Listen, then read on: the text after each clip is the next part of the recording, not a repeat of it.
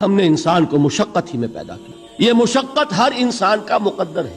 لوگ گھروں کو چھوڑ کر آئے ہوئے ہیں، کہاں کہاں انسان جاتا ہے۔ یہ اس دنیا میں محنت اور مشقت، ہاں ایک مغالطہ ہو جاتا ہے کہ شاید یہ محلوں میں رہنے والے جو ہیں انہیں کوئی مشقت نہیں، انہیں کوئی دکھ نہیں، حالانکہ حقیقت یہ نہیں ہے۔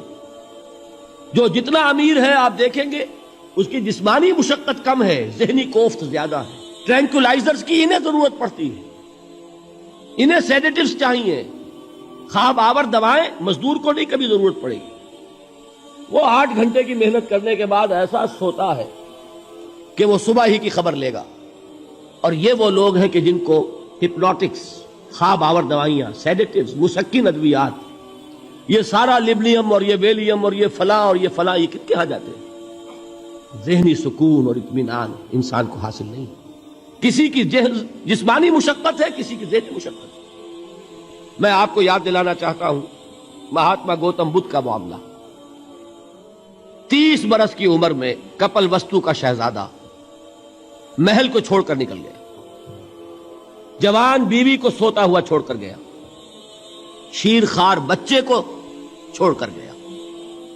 راجدھانی میں رہنے والا محل کا باسی، جسے یہ معلوم ہے کہ باپ کے بعد مجھے یہ سلطنت ملنے والی ہے، کیوں گیا؟ کبھی کبھی آپ نے سوچا؟ اس نے انسان کے غم اور دکھ کا مشاہدہ کیا۔ اس نے دیکھا کوئی اندھا ہے، ٹھوکر کھا کر گر رہا ہے، کوئی والدین کھڑے ہوئے رو رہے ہیں اور ان کی نگاہوں کے سامنے ان کا نہایت محبوب بچہ دم توڑ رہا ہے اور وہ کچھ نہیں کر سکتے۔ اس نے سوچا یہ صدمہ کیوں ہے انسان کی، یہ دکھ اس کا مقدر کیوں ہے؟ اس صدمے سے، اس دکھ سے نجات پانے کی بھی کوئی شکل ہے کہ نہیں ہے؟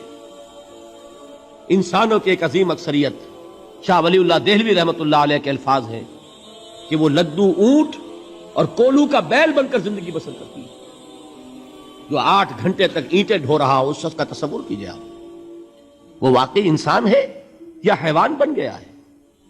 اور 8 گھنٹے کی اس محنت کے بعد بھی ہو سکتا ہے کہ 2 وقت کی روٹی اسے پوری نہ ملے۔ اور یہ تو ہو سکتا ہے، نہیں ہوتا ہے کہ اگر بچہ بیمار پڑ گیا ہے تو شاید کوئی برتن بیچے بغیر اس کی دوا کا سامان نہ کر سکے۔ ایسا شخص کتنے بوجھوں تلا دبا ہوا ہے، کتنی مشقت کے اندر پسا ہوا ہے۔ لدو اونٹ اور کولو کا بیل انسانوں کی عظیم اکثریت کی سطح پر زندگی بسر کرتی ہے۔ لیکن آپ کو معلوم ہے کہ کولو کے بیل کے لیے مشقت ہی مشقت ہے، اس کے احساسات لیے نہیں ہے، جو کہ ان سے انسان کو جو صدمہ پہنچتا ہے۔ ایک بیل کو اس سے کوئی غرض نہیں کہ اس کا کوئی بچہ بھی تھا کہ نہیں تھا، اس کو کوئی بخار ہوا ہے یا کیا ہوا ہے، اس صدمے سے وہ بیل بچا ہوا ہے۔ گھوڑے کو کوئی پتہ نہیں کہ میرا بھی کوئی اولاد میری ہے یا نہیں ہے، مجھے اس کا کوئی صدمہ ہے یا دکھ ہے، کوئی پتہ نہیں۔ لیکن انسان کا معاملہ یہ ہے کہ والدین کو جو جو دکھ دیکھنے پڑتے ہیں اپنے بچوں کے لیے، اپنی اولاد کے لیے۔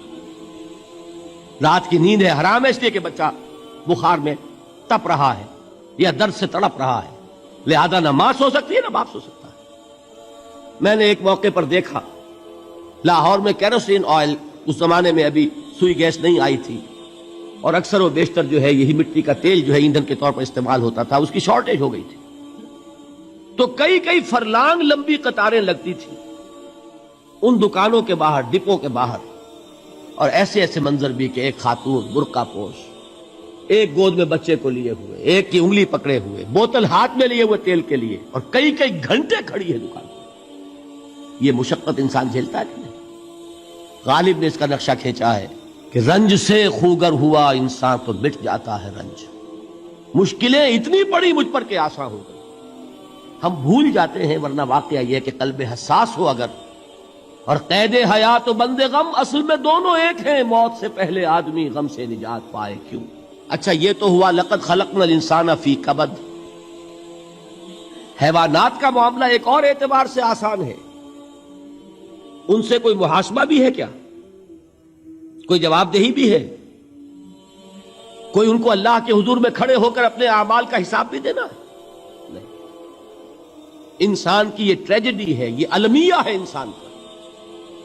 اس کو بھی قرآن مجید کی ایک سورت میں قسمیں کھا کر، اذا السماء انشقت، اس کے بعد کیا فرمایا؟ یا ایھا الانسان انک کادح الی ربک کدحا فملاقیہ۔ اے انسان، تیرا المیہ، تیری ٹریجڈی اس سے کہیں بڑھ کر ہے. تجھے صدمے پر صدمے جھیلتے ہوئے، مشقت پر مشقت برداشت کرتے ہوئے ایک روز اپنے رب کے حضور میں بھی کھڑا ہونا ہے، جواب دہی بھی کرنی ہے.